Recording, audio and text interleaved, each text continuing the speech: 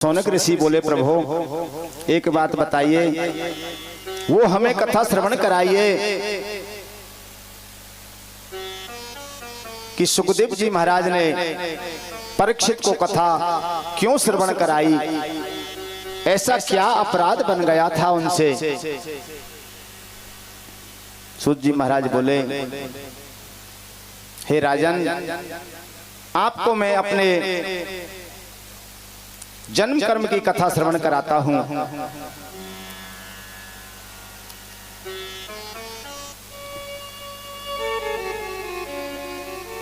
तो बोले, देखो राजा परीक्षित का जन्म कैसे हुआ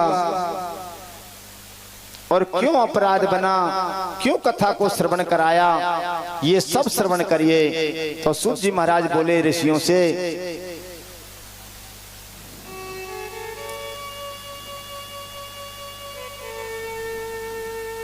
कि महाभारत का जब युद्ध हो गया और महाभारत के युद्ध में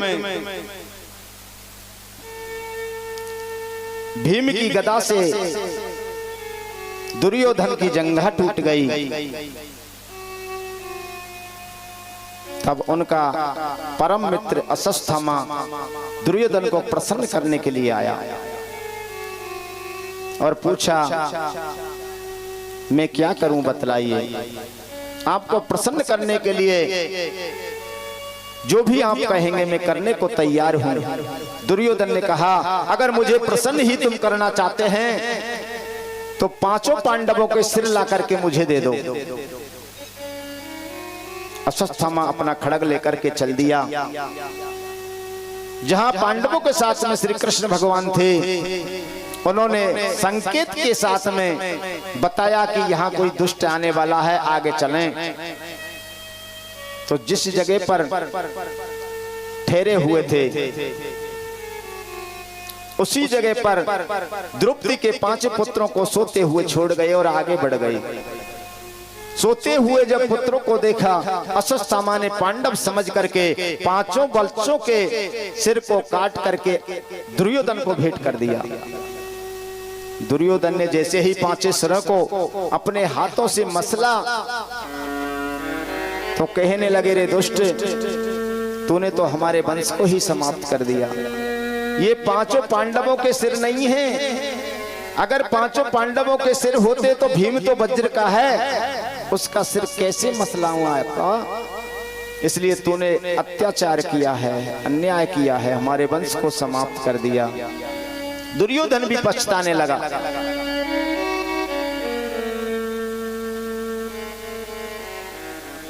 और इधर द्रौपदी को मालूम पड़ा कि 5 पुत्रों के सिर काट दिए गए। वो विलाप करने लगी। जैसे द्रौपदी ने विलाप किया, अर्जुन अपना धनुष बाण तान करके अश्वत्थामा के पीछे दौड़ने लगे कि मैं इसको जिंदा नहीं छोड़ूंगा, इसके प्राणों का अंत कर दूंगा। भीम गदा लेकर के दौड़े। भगवान श्री कृष्ण ने जान लिया कि इसका वध कर देंगे। ये ब्राह्मण पुत्र है और गुरु पुत्र भी है, इसलिए इसका वध होना अपराध है।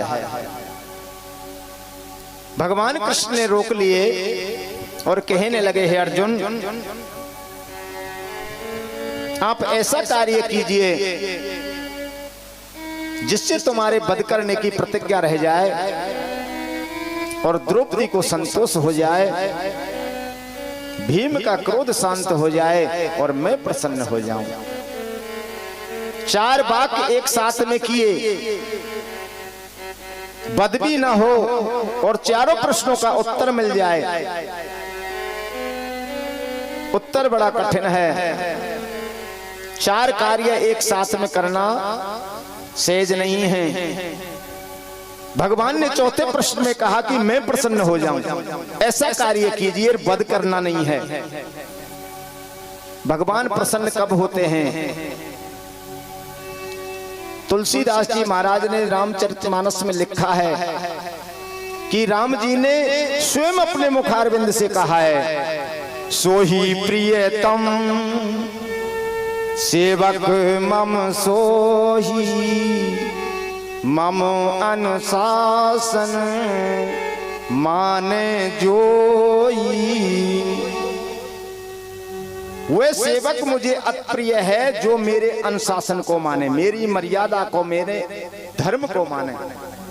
इसलिए हे अर्जुन, मर्यादा और धर्म नष्ट नहीं होना चाहिए, ऐसा कार्य कीजिए। अर्जुन स्वयं तुरंत समझ गए, अपने म्यान से तलवार को निकाला और अश्वत्थामा के सिर में जो मणि विराजमान थी उस मणि को निकाल लिया और एक तरफ की दाढ़ी मूंछ निकाल दी।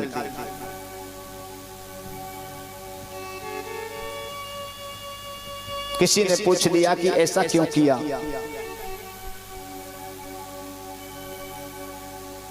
तो व्यास जी कहते हैं कि ऐसा करने से मृतक के समान हो जाता है, मृत्यु के समान हो जाता है। देखो, ब्राह्मण हो या गुरु पुत्र हो या कोई संत हो, जिसका भरी सभा के अंदर अपमान कर दिया जाए तो मारने के तुल्य है। इसलिए ध्यान की बात है, कभी भी महापुरुष का कभी अपमान न करे भरी सभा में। अपमान कर देना ही मारने के तुल्य है। तो भीष्म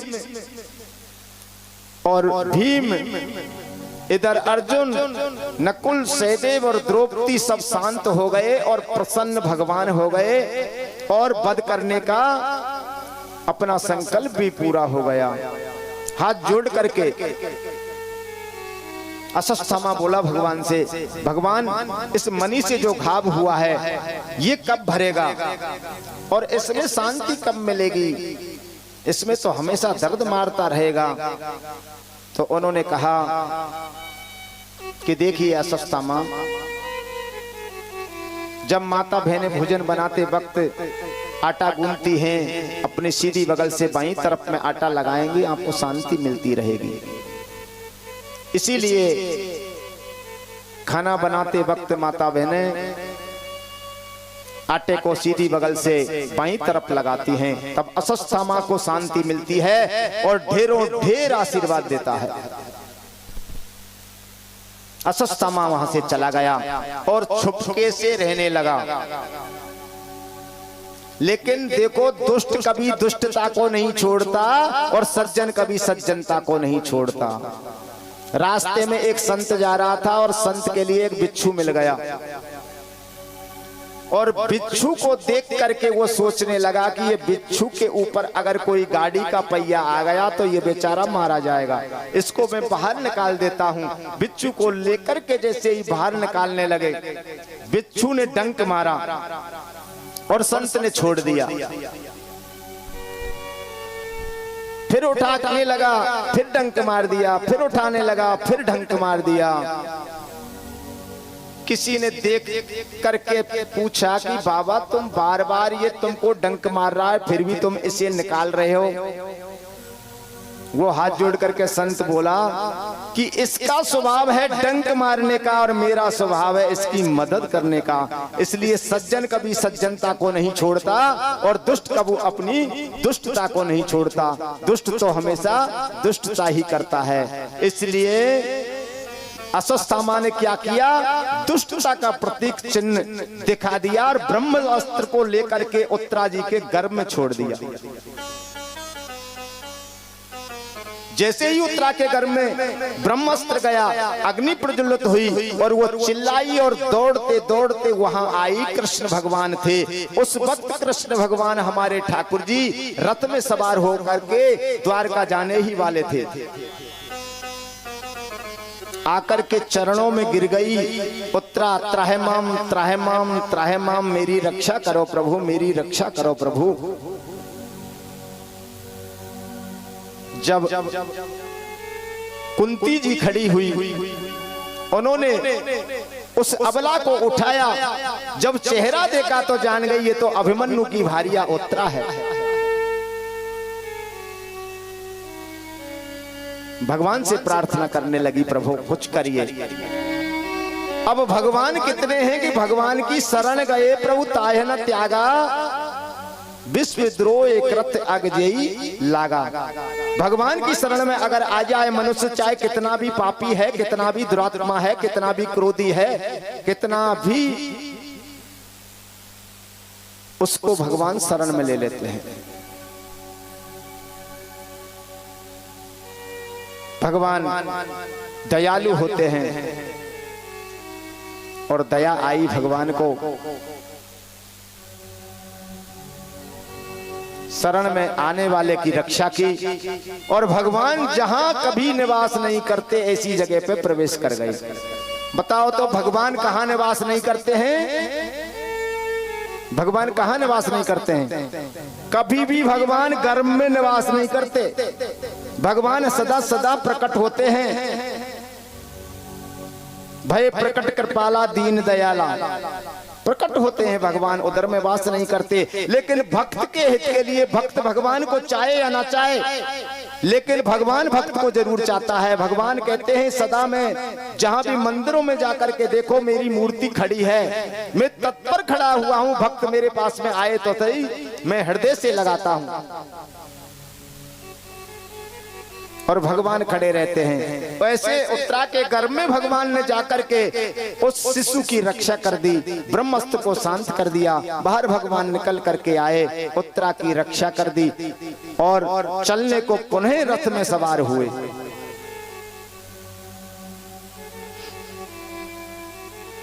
जैसे चलने को लगे, कुंती ने हाथ जोड़ करके कहा, भगवान आप द्वारका के लिए जा रहे हैं, लेकिन मेरी प्रार्थना सुनते जाओ। कृष्णाय वासुदेवाय देवकी नंदनाय च नंद गोप कुमाराय गोविंदाय नमो नमः। नमा पंकज नाभाय नमा पंकज मालिने नमा पंकज नेत्राय नमस्ते पंकजाग्रये। हाथ जोड़ करके कुंती बोली, है प्रभु आपने सब कुछ किया, पांडवों की हर परिस्थिति में रक्षा की, आपने कंस के कारागार से पड़ी देवकी की भी रक्षा की, मुझ अनाथ को पुत्रों सहित रक्षा की, हिडम्बना राक्षस से भी बचाया, और जब जब परिस्थिति पड़ी मेरे पुत्रों की सहायता की।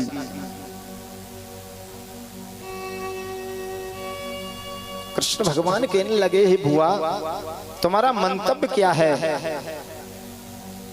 तो कुंती हाथ जोड़ करके कहने लगी कि हे भगवान अगर आप मेरे से प्रसन्न हैं तो मुझे भी कुछ देते जाओ। भगवान कहने लगे कि आपके लिए मैंने क्या नहीं दिया है, क्या नहीं किया है, और पांडवों की रक्षा की बात करते हो तो ये तो मेरा कर्तव्य था, मुझ में और पांडवों में कोई अंतर नहीं है। हे भुआ आप क्या मांगना चाहती हैं सो मांग लो, कमी तो मैंने कुछ छोड़ी नहीं। तो हाथ जोड़ करके कुंती कहने लगी, विपिदा संतूना शास्त्रता त्रिजगत गुरु भवतो दर्शनम यतश्च याद पुनर्भव दर्शनम। अगर देना चाहते हैं तो बार बार मुझे दर्शन देते रहना, और एक वरदान दो कि मैं सदा सदा विपत्तियों से घिरी रहूं।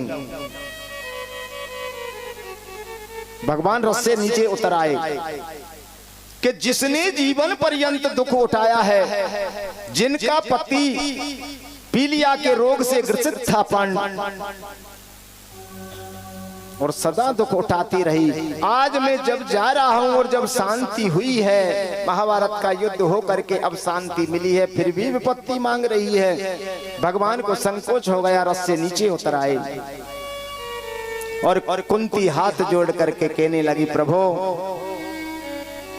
मुझे विपत्तियों का आशीर्वाद दे जाओ, क्योंकि सुख में भगवान के दर्शन नहीं होते, भगवान का नाम स्मरण नहीं होता, और जब जब दुख पड़ता है तब तब भगवान का नाम लेता है। इसलिए कहने लगी कि देखो मीठा मीठा हमेशा खाने को मिलता रहे तो मनुष्य उससे औक जाता है, मीठे के साथ में थोड़ा नमकीन का होना बहुत जरूरी है। इसलिए मुझे थोड़ा दुख देते चले जाओ प्रभु। और हाथ जोड़ करके भगवान कह देते हैं कि एवं मस्त। और कुंती कहती है इतना तो करना स्वामी जब प्राण तन से निकले, इतना तो करना स्वामी जब प्राण तन से निकले, इतना तो करना स्वामी जब प्राण तन से निकले, इतना तो करना स्वामी जब प्राण तन से निकले।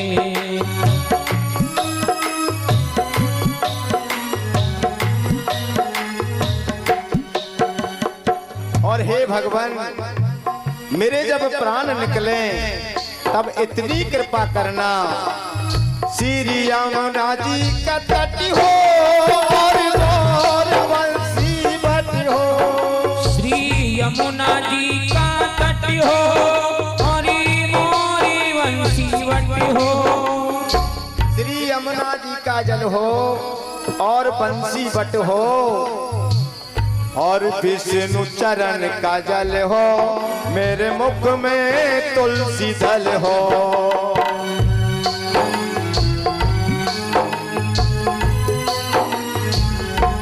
विष्णु चरण जी का गंगा का पानी मेरे मुख में हो और तुलसी दल मेरे मुख में हो, मेरा सामरान कट हो जब प्राण तन से निकले, मेरा सामरान कट हो जब प्राण तन से निकले, इतना तो करना स्वामी जब प्राण तन से निकले, गोविंद नाम लेकर ये प्राण तन से निकले।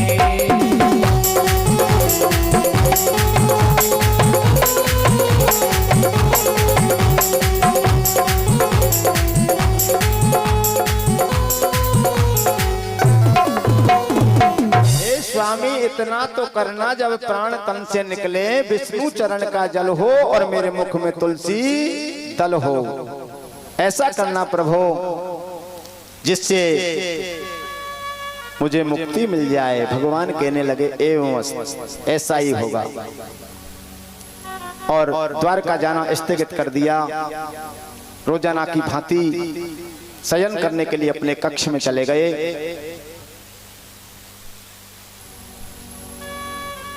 और रोजाना जैसे दर्शन को युधिष्ठिर महाराज जाते थे ऐसे ही दर्शन के लिए भगवान के उस दिन भी गए। जाकर के भगवान को देखते हैं तो भगवान ध्यान में मग्न हैं, आंखों से अश्रुपात हो रहा है। देख करके युधिष्ठिर महाराज पूछने लगे प्रभु मेरे ठाकुर जी आज किसके ध्यान में मग्न हैं? तो ठाकुर जी कहने लगे ये यथा माम प्रवधन्ते तास्तम भजामहम्, जो मेरा ध्यान करता है मैं उसका ध्यान करता हूं। युधिष्ठिर महाराज कहने लगे तो आज किसका ध्यान कर रहे हैं? ठाकुर जी कहने लगे कि आज मैं भीष्म पितामह का ध्यान कर रहा हूं, कल प्रातः होते ही सूर्य अस्त हो जाएगा और ये पांडवों का सूर्य, कौरवों का सूर्य, समस्त कुल का सूर्य अस्त हो जाएगा।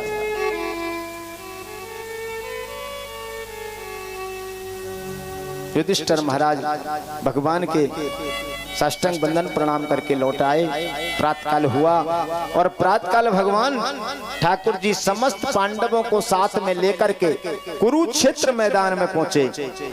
जहां भीष्म पितामह बाणों की सैया पर पड़ा हुआ था, उस जगह पर जाकर के भीष्म पितामह को प्रणाम किया और धर्म शिक्षा लेने की बात की कि हमें धर्म की शिक्षा दी जाए, राज्य का ज्ञान सिखाया जाए। भीष्म पितामह ने समस्त प्रकार की शिक्षा दी, धर्म बतलाया, धर्म क्या होता है, राज्य कैसे चलाया जाता है, राजा का नियम क्या होता है, सब कुछ बतलाया। पितामह श्री कृष्ण भगवान से कहने लगे, प्रभु वो तुम्हारा महाभारत का युद्ध मुझे आज भी याद आता है और मैं चाहता हूं प्रभु उसी महाभारत में जो विभीषिका हुई थी, उसी विभीषिका में मैं अपने प्राण छोड़ना चाहता हूं। उस महाभारत के युद्ध में आपका झलकता हुआ पीतांबर, घोड़ों की हिनहिनाहट, हाथियों की गर्जाहट,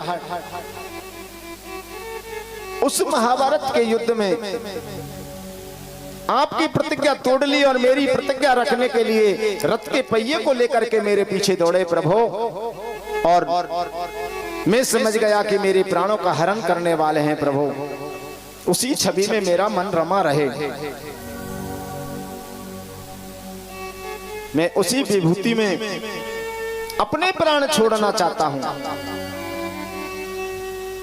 भगवान ने कहा, सो बात तो ठीक है, लेकिन वो समय, वो वातावरण सब निकल चुका, अब वो वातावरण आने वाला नहीं है। तो भीष्म पितामह कहने लगे कि प्रभु जब सूर्य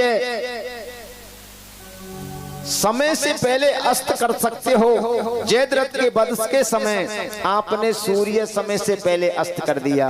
जब गुरुपुत्रों को मृतक वापस ला सकते हो, देवी की मां के 6 पुत्रों को वापस ला सकते हो, तब ये महाभारत का युद्ध कितना भारी है।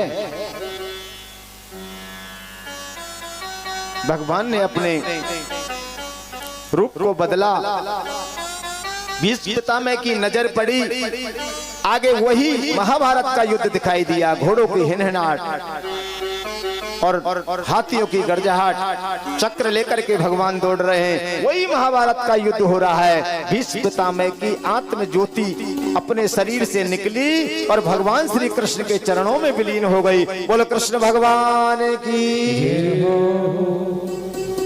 तैहक लीला समाप्त हो गई और भीष्म पितामह मुक्ति को प्राप्त हो गए, मोक्ष को प्राप्त हो गई। लौट करके पांडव अपने राज्य में आए, इंद्रप्रस्थ में आकर के और राज्य का संचालन करने लगे। भगवान अनेकों मार्गों से गुजरते हुए द्वारका को प्रस्थान कर गए।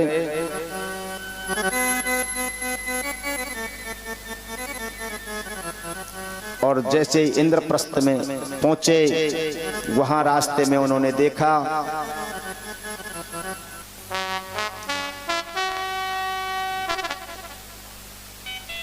अनेक ऋषियों से वार्तालाप हुई और भगवान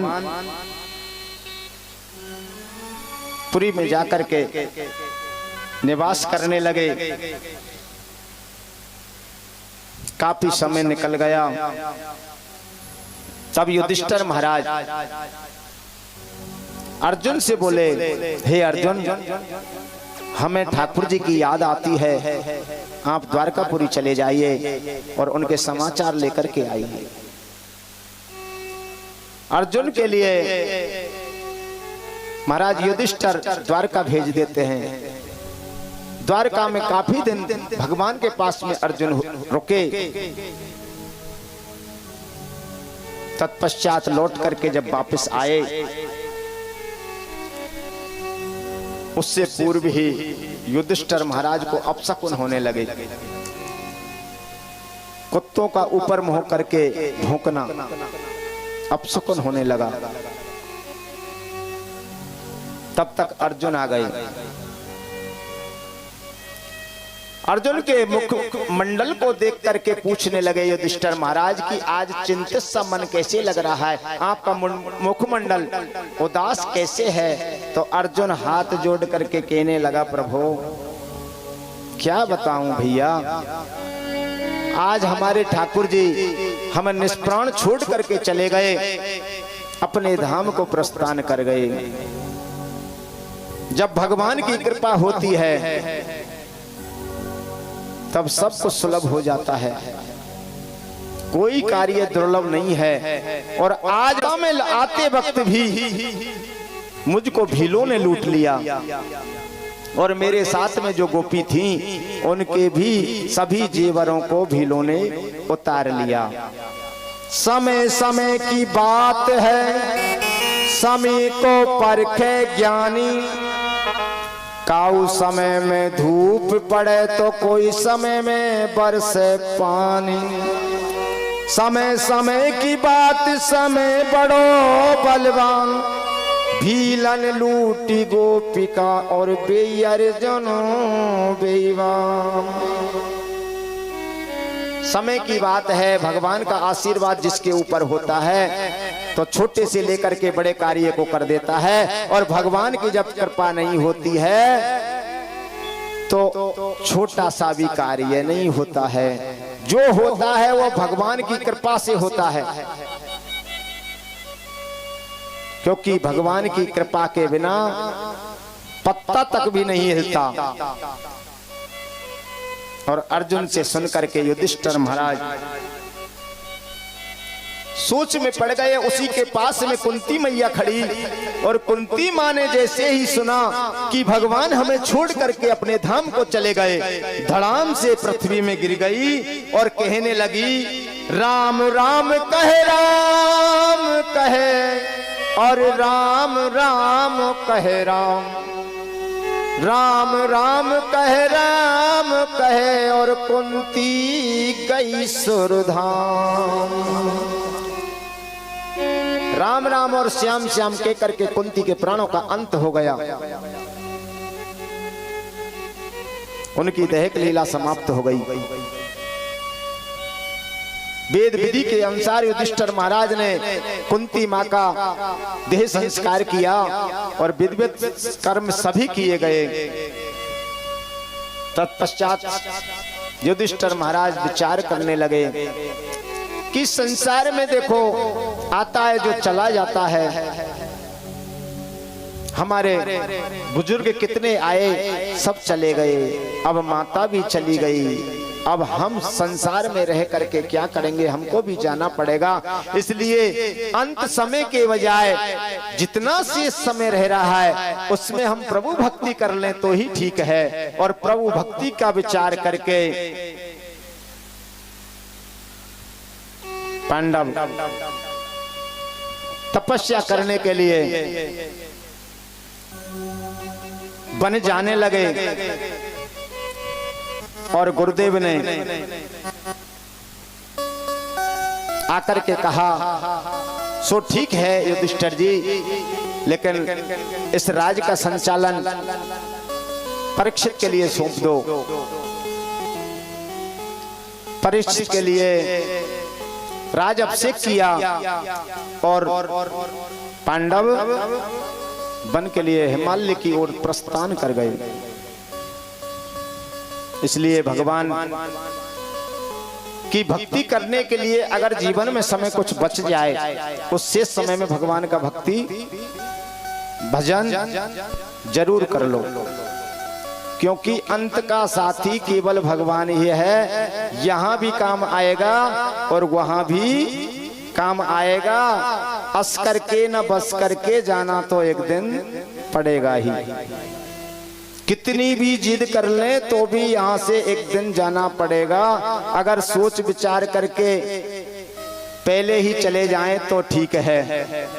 प्रभु भक्ति करने के लिए संसार को छोड़ना नहीं पड़ता, संसार छोड़ करके कहीं नहीं जाना पड़ता, केवल मन से संसार का त्याग करना पड़ता है और भगवान के स्थान तक जाना पड़ता है, भगवान की कथा तक जाना पड़ता है। और काम क्रोध लोभ का त्याग करके भगवान के मंदिर में, भगवान की कथा में ज्ञान प्राप्त करें, यही भक्ति है। अब हिमालय की ओर पांडव प्रस्थान कर गए।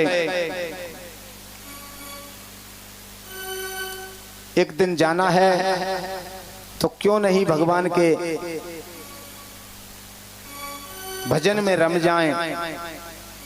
इसलिए अवसर मिला है 7 दिन के लिए, तो अगर जीवन पर्यंत भगवान की भक्ति ना करें तो चलेगा, लेकिन 7 दिन के लिए तो भगवान की भक्ति में खो ही जाइए।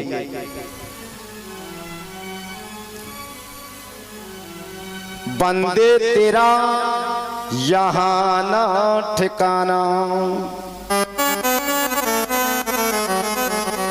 एक दिन पड़ेगा जाना। बंदे तेरा यहाँ ना ठिकाना, ओ बंदे तेरा यहाँ ना ठिकाना, एक दिन पड़ेगा जाना, एक दिन पड़ेगा जाना।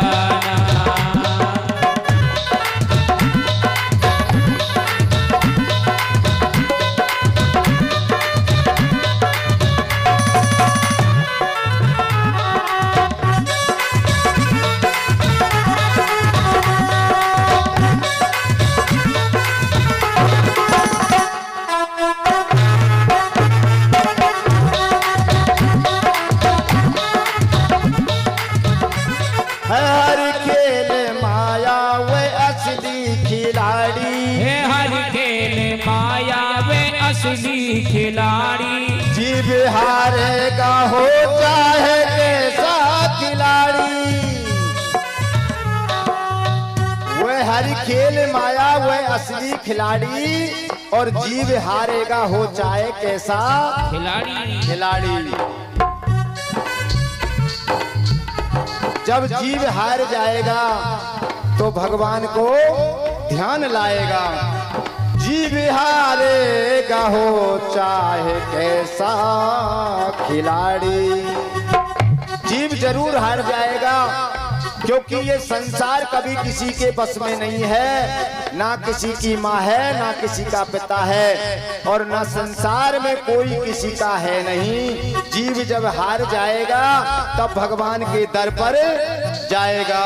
बंदे हर को दिल में बसाना, ओ बंदे हर को दिल में बसाना, एक दिन पड़ेगा जाना, एक दिन पड़ेगा जाना।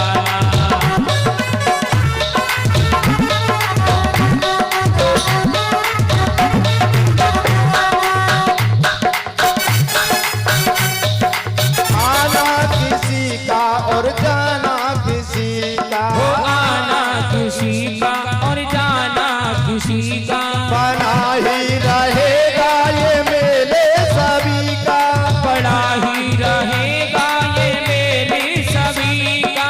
रिश्ता तेरा उससे पुराना, रिश्ता तेरा उससे पुराना, एक दिन पड़ेगा जाना। एक दिन पड़ेगा जाना, एक दिन पड़ेगा जाना।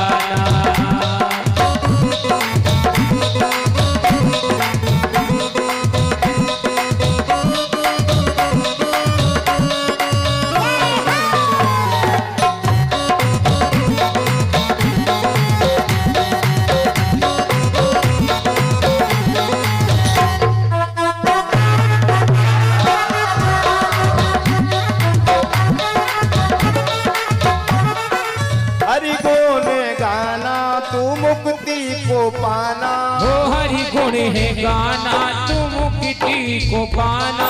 ओ हरि गुण को गाना तू मुक्ति को पाना, हो हरि गुण है गाना तू मुक्ति को पाना। और बिगड़ा हुआ कर्म उसको बनाना, हो बिगड़ा हुआ कर्म उसको बनाना। हर को प्यारे साथी बना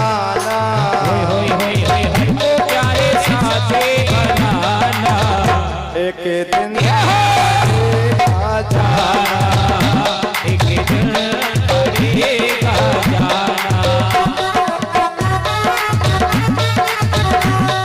बंदे यहाँ तेरा ठिकाना, वो बंदे नहीं तेरा ठिकाना। एक दिन पड़ेगा तुझे जाना, एक दिन पड़ेगा तुझे जाना। बंदे तेरा यहाँ ना ठिकाना और एक दिन पड़ेगा वहां जाना। इसलिए सबसे हमारा कहना है, और बंदे अब तो हो जा दीवाना, हो बंदे अब तो हो जा दीवाना।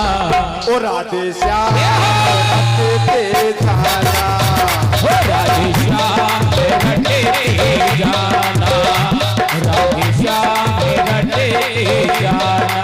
ओ सीताराम रटते जाना, होय होय सीताराम रटते जाना, राधे श्याम रटते जाना, सीताराम रटते जाना, राधे श्याम रटते जाना। बोलो वृंदावन बिहारी लाल की। जय हो। सूत जी महाराज कहते हैं, जब संसार में सबको जाना है तो क्या करना चाहिए? भगवान की भक्ति करना चाहिए। हे ऋषियों, भगवान की भक्ति कीजिए। परीक्षित के लिए राज सौंप करके पांडव हिमालय की ओर चले गए, तपस्या में लीन हो गए। परीक्षित जी महाराज राज संचालन करने लगे और दिग्विजय में लग गए। जहां जहां जाते अपने बुजुर्गों की प्रशंसा सुनते और प्रसन्न हो जाते, प्रजा को सुख देते, धर्म मर्यादा के अनुसार राज्य संचालन करते और शिविर लगा लिया बाहर। उस शिविर में रहते और दिन रात प्रजा की सेवा में लग गए, क्योंकि राजा का धर्म होता है प्रजा की तन मन और धन से सेवा करे। जो राजा प्रजा को प्राणों के समान प्रिय नहीं मानता, वह राजा कहलाने लायक नहीं है। तुलसीदास जी महाराज ने भी लिखा है, जेई न प्रजा प्रिय होए दुखारी, सो नृप अवस नरक अधिकारी। जो राजा प्रजा को प्राणों के समान नहीं मानता, वो नरक का अधिकारी है। प्रजा पालन में लगे हुए हैं, दिग्विजय को चल रहे हैं। आगे निकल करके शिविर से जब देखा तो एक बैल और एक गाय दोनों आपस में वार्तालाप कर रहे हैं। इतने में ही एक काले वस्त्रधारी एक पुरुष आया और बैल को पीटने लगा, डंडे से मारने लगा। राजा परीक्षित ने धनुष बाण को उठाया, उसके पीछे दौड़ा और जाकर के कहने लगा, बैल स्वरूप से पूछने लगा, आप कौन हो? और हे माँ गऊ, आप कौन हो और ये तुम्हें क्यों पीट रहा है? तो धर्म ने उत्तर दिया, बैल स्वरूप धर्म बोला कि मैं धर्म हूं और मेरे 3 पैर टूट चुके हैं, एक पैर शेष रहा है, फिर भी मुझको ये व्यक्ति सता रहा है। परीक्षित जी महाराज कहने लगे कि आपका पैर एक टूट गया, दूसरा टूट गया और तीसरा टूट गया, एक शेष पैर रह रहा है, फिर आप चल रहे हैं, ये कौन सा पैर है? तो धर्म कहने लगा कि मेरे 4 पैर होते हैं, 4 चरण होते हैं। धर्म के 4 चरण कौन से हैं? सत्य, तपस्या, दया और दान। अब कलयुग के अंदर केवल एक ही पैर रह गया, सत्य। तीनों पैर टूट चुके हैं। गौ से पूछा आप कौन हो? तो कहने लगी मैं पृथ्वी हूं और ये काले वस्त्रधारी कलयुग है। इस कलयुग के भय से मैं व्याकुल हूं और मैं इस धर्म से यूं पूछ रही हूं कि एक पैर तेरा शेष रह रहा है, ये भी अगर टूट गया तो आगे क्या होगा, इसलिए व्याकुल हूं। परीक्षित जी महाराज ने धनुष्मान को उठा करके कहा कि मैं कलयुग को नहीं आने दूंगा, कलयुग द्वारा तुम्हारी रक्षा करूंगा। कलयुग के पीछे दौड़ने लगे, रे दुष्ट मैं तुझे छोड़ूंगा नहीं। कलयुग हाथ जोड़ करके कहने लगा प्रभु मुझे क्यों मारते हो, मेरा क्या अपराध है, मेरा तो केवल समय है। सतयुग का समय आया, वो भोग करके चला गया। त्रेता का समय आया, वो भोग करके चला गया। द्वापर का समय आया, वो भोग करके चला गया। अब प्रभु मेरा समय आया है तो मुझे क्यों मारते हो, मुझे भी भोगने दो अपने राज्य को। वो कहने लगा कि अधर्म पूर्वक नहीं भोगने दूंगा, धर्म पूर्वक अगर भोग करते हो तो अपने राज्य को चला सकते हो। हाथ जोड़ करके कलयुग कहने लगा तो प्रभु मैं कुछ मांगू आपसे उसे दे दो, मेरा परिवार लंबा चौड़ा है, इसे रहने के लिए कुछ स्थान बतला दो। तो परीक्षित जी महाराज कहने लगे कि चलो 4 स्थान बतलाता हूं तुमको। दूत क्रीड़ा जहां होती हो उस जगह पर निवास करो, मद्यपान जिस जगह पर कराया जाता हो या किया जाता हो उस जगह पर निवास करो, और परस्त्री गमन जिस जगह पर होता हो उस जगह पर निवास को होगा आपका। और चौथा स्थान बतलाया कि जिस जगह पर वेद की, शास्त्र की, ब्राह्मण की, संत की, भगवान के भक्त की और भगवान की कथा की, मंदिर की और तीर्थ की जहां चुगली होती हो, उसके हृदय में भगवान के प्रति दुर्भाव भरा हो, उसके वहां तुम्हारा निवास होगा। 4 स्थान दे दिए। कलयुग हाथ जोड़ करके बोला प्रभु ये 4 स्थान पर्याप्त नहीं है, क्योंकि मेरा परिवार बड़ा है, इसलिए कोई और अच्छा सा स्थान बतला दो। परीक्षित जी कहने लगे कि जो अन्याय से धन उपार्जन किया हो, अन्याय से धन इकट्ठा किया गया हो, उस जगह पे तुम्हारा निवास हो। 5 स्थान दे दिए, धर्म के चारों पैर जोड़ दिए, पृथ्वी को सांत्वना दी, आप चिंता ना करें, मैं तुम पर अत्याचार नहीं होने दूंगा। धर्म और पृथ्वी मां शांत हो गई, कलयुग प्रस्थान कर गया। परीक्षित जी महाराज राज संचालन करने लगे। कुछ समय के पश्चात महाराज परीक्षित जी शिकार खेलने के विचार से जंगल चले गए और अपने बुजुर्गों का जो मुकुट पड़ा था उसको धारण कर गए। सिर पर मुकुट था, लेकिन मुकुट किसका था? वो स्वर्ण का। और अन्याय पूर्वक ही उनके बुजुर्ग बलपूर्वक गंधर्वों से लाए गए थे, इसलिए उसमें कलयुग ने प्रवेश कर लिया और शिकार के लिए जंगल में चले गए। जंगल में भूख और प्यास से व्याकुल होकर के, देखो एक बात है कि व्यसन शिकार खेलने का शौक पहले राजा महाराजाओं को अधिक था, और शिकार खेलना ये एक व्यसन है, शौक है। व्यसन सब कुछ कर देता है, जिसको व्यसन लग जाता है वो जीव का पतन कर देता है। आज वही पतन का कारण बनेगा। व्यसन के कारण ही समीक ऋषि के आश्रम पर पहुंच गए और समीक ऋषि के आश्रम पर जाकर के कलयुग के द्वारा परीक्षित महाराज की बुद्धि नष्ट हो गई, बुद्धि भ्रमित हो गई। देखो, अन्याय से जो धन उपार्जन किया जाता है, अन्याय से पैसा कमाया जाता है और उसका दुरुपयोग ही होता है, सदुपयोग में वो कभी नहीं लग सकता। इसलिए उससे बुद्धि नष्ट होती है और बुद्धि जब नष्ट हो जाती है तो जीव का पतन हो जाता है।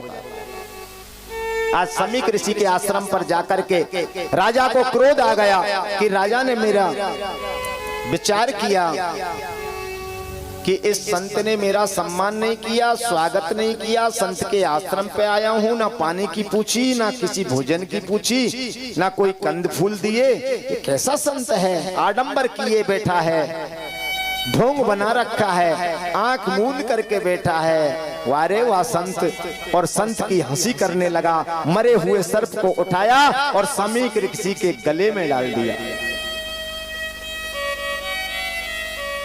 और लौट करके अपने राज्य को चला आया। किसी ने जाकर के उनके पुत्र को बताया, क्योंकि हमारे तुलसीदास जी महाराज ने 14 प्राणियों को मृतक जीते जी बतलाया है। 14 प्राणी बतलाए गए हैं कि जो संत का विरोध कर दे वो मृतक के समान है। भले ही देह से चलता फिरता तीर्थराज बना हुआ है, ये शरीर चल रहा है, जिंदा है, लेकिन शास्त्र के अनुसार मरा हुआ है। जो संत का विरोध करे, संत का अपमान करे, ठाकुर जी का अपमान करे, वो मृतक तुल्य है। हमारे वेद शास्त्रों का अपमान करे वो मृतक तुल्य है। ब्राह्मण का अपमान करे वो मृतक तुल्य है। अधिक क्रोध हो वो मृतक तुल्य है। अधिक लोभी हो वो भी मृतक तुल्य है। लोभी कई प्रकार के होते हैं। देखो, एक लोभी ऐसा मेहंदीपुर बालाजी चले गो और मेहंदीपुर बालाजी पर जाकर के दर्शन के लिए लाइन लगी हुई थी। उसने विचार किया कि मुझे भगवान पर कुछ चढ़ाना है, हनुमान जी की भेंट मुझे करनी है, पर करनी किस चीज की है? विचार आया कि मेरे जेब में कागज को 1 रुपया पड़ा हुआ है। उस रुपया को हाथ में निकाला और ऐसे बंद कर लिया। भीड़ अधिक थी। विचार किया कि जेब से निकल नहीं पाएगा, इसलिए हाथ में ले लूं। काफी समय हो गया, गर्मी का समय था, पसीना से वो रुपया बिल्कुल भीग गया। मंदिर के पास जैसे ही पहुंचा, मूर्ति निकट आई और अपनी मुट्ठी को खोल करके देखा तो रुपया भीगा हुआ था और पुचकार करके कहने लगा,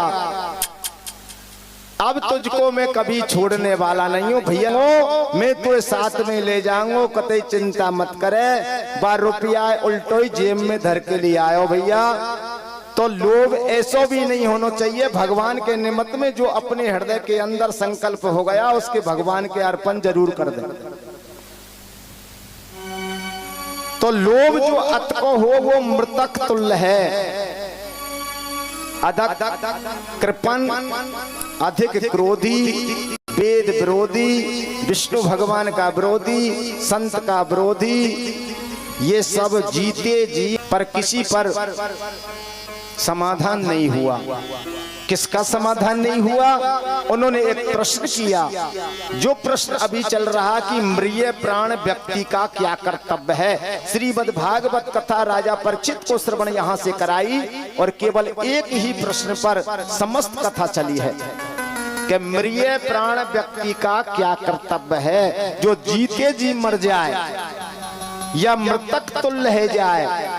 अब देखो, एक मृतक तुल्य तो लोभ जो अधिक हुए वो है, पर एक मृतक तुल्य वो भी होता है जो बुजुर्ग अवस्था आ जाए, बाल बच्चे जवान है जाए, ब्याह शादी है जाए, खूब नाती पोता है जाए और चार्ज उनके हाथ में चले जाए, पास में कुछ नहीं रहता, तो उनको कोई जिम्मेदारी नहीं होती है। जिसकी जिम्मेदारी नहीं होती है उसको कोई काम नहीं रहता है। बाल बच्चे अपने आप स्वयं करते हैं, उसको केवल भगवान की भक्ति करनी है। वो संसार से मर चुका, अब जो संसार से परे हो गया, सब कुछ त्याग दिया, बच्चों ने ले लिया और फिर भी भजन नहीं करे तो उसका कोई इंतजाम नहीं।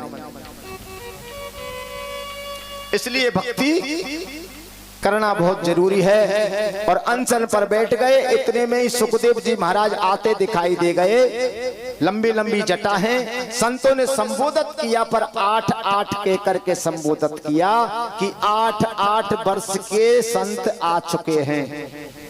अब देखो 8-8 वर्ष, क्योंकि सुखदेव जी महाराज की उम्र थी 16 वर्ष की, और संतों का नियम होता है कि वे कभी भी 16 नहीं कहते, क्योंकि 16 वर्ष की जब अवस्था है जाए तो जवान अवस्था आ जाती है, और जवान अवस्था होते ही दोष लग जाता है किसका?